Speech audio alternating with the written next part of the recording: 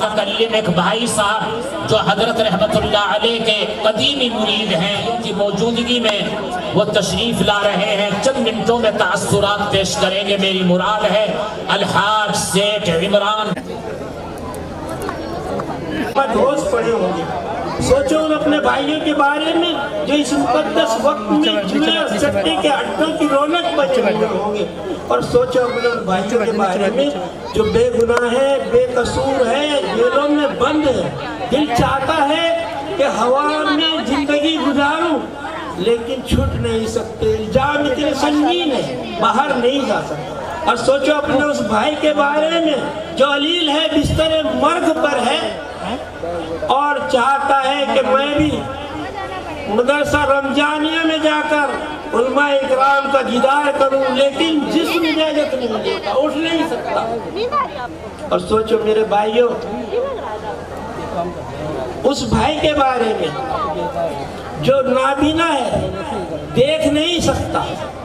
اللہ کا کرم ہے، اللہ نے آپ کو طاقت دی، اپنے پیروں سے چل کر آئے، اپنی آنکھوں سے مجھے دیکھ رہے ہیں، تو کیا یہ نعمت اللہ کی کیا کچھ کم ہے؟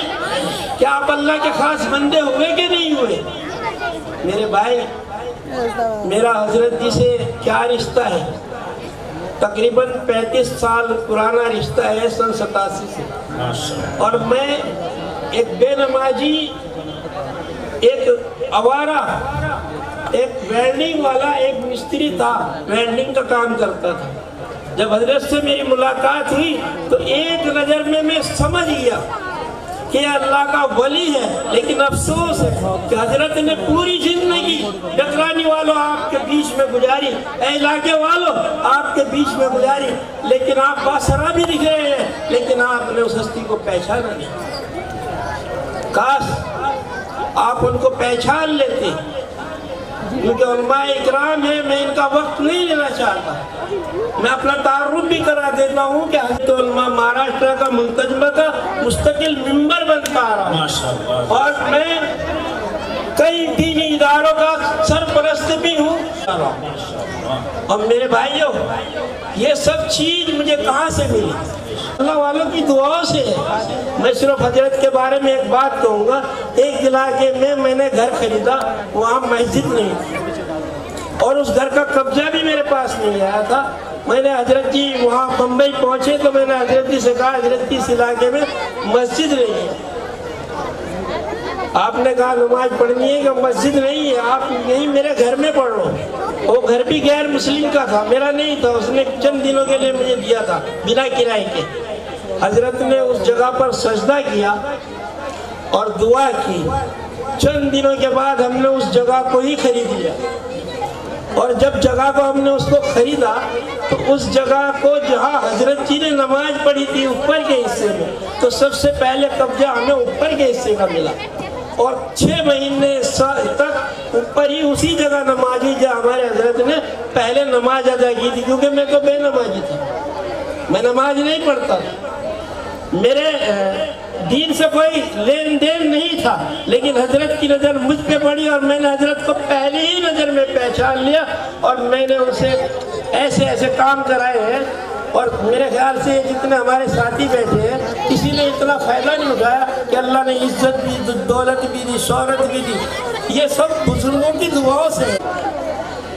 حضرت عمر سے فرمایا عمر تیرے زمانے میں ایک اللہ والا آئے گا، اس کا نام ویس ہوگا، کرن کا رہنے والا ہوگا، اگر تجھے مل جائے تو اس سے دعا کروا لینا، میری امت کے لیے بھی اپنے لیے بھی، اور علی تم بھی کروا لینا۔ اب بتاؤ عمر کو دعا کی کیا ضرورت تھی؟ اللہ کے نبی کا فرمان ہے میرے بعد اگر کوئی نبی ہوتا تو عمر ہوتا۔ حضرت علی فاتح خیبر ہے، حضرت علی حضرت فاطمہ کے شوہر ہیں، حضرت علی امام حسن حسین کے والد ہیں، اور لیکن اللہ کے نبی نے کہا کہ دعا کرا لینا۔ یہ دعا کرانے کا مقصد نہیں تھا کہ قیامت تک آنے والے مسلمانوں کو یہ پیغام دینا تھا کہ جب بھی کوئی اللہ کا ولی ہو، اللہ والا ہو، تو اس سے مل لینا، دعا کرا لینا، یہ نبی کا فرمان ہے، اس کو یاد رکھنا۔ اور پھر وہ جگہ جب مسجد بن گئی تو وہ ٹیڑھی مل گئی ہمیں جگہ، یعنی آگے کی جگہ زیادہ تھی اور پیچھے کی جگہ کم تھی. اب لوگوں نے میرے سے کہا کہ حضرت جی کا تو اتنا بڑا چاہنے والا ہے, میرے ساتھی جتنے ٹرسٹ میں ہیں سب تبلیغ و جماعت سے جڑے ہوئے ہیں, تو انہوں نے کہا کہ تم حضرت جی سے دیوال کیوں نہیں ہٹوا دیتے. میں نے کہا اچھا. جیسے ہی حضرت جی عیسیٰ کی نماز پڑھ کے چلے میں نے آپ کا ہاتھ پکڑ لیا. میں نے کہا حضرت یہ دیوال کب تک رہے گی؟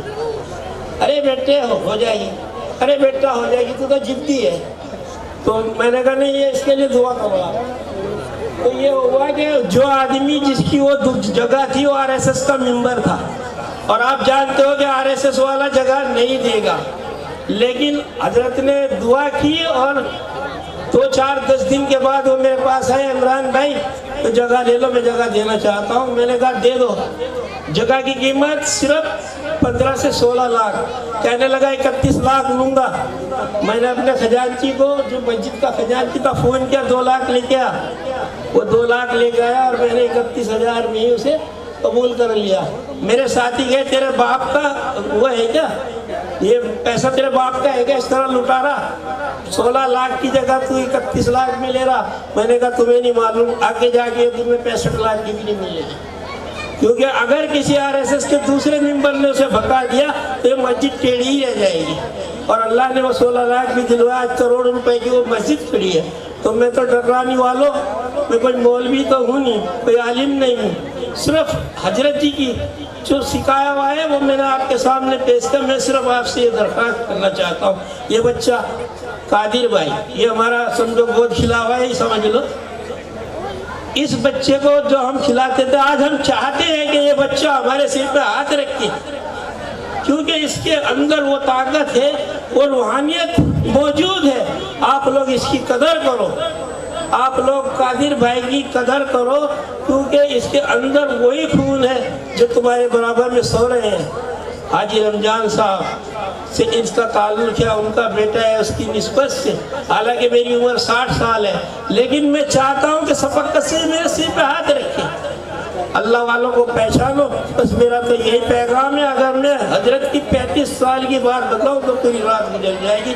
اس لیے وہ آخری دعوانا الحمدللہ رب العالمین. بس آخر میں ڈرانے والے یہی کہوں گا کہ اس مدرسے کا, قادر بھائی کا خیال کرو. جیسے تم نے حافظ رمضان صاحب کو ضائع کر دیا, ان کی زندگی میں تم نے اس سے کچھ حاصل نہیں کیا. میں 1500 کلومیٹر سے یہاں آیا ہوں, نگرانی میں کئی بار آیا ہوں.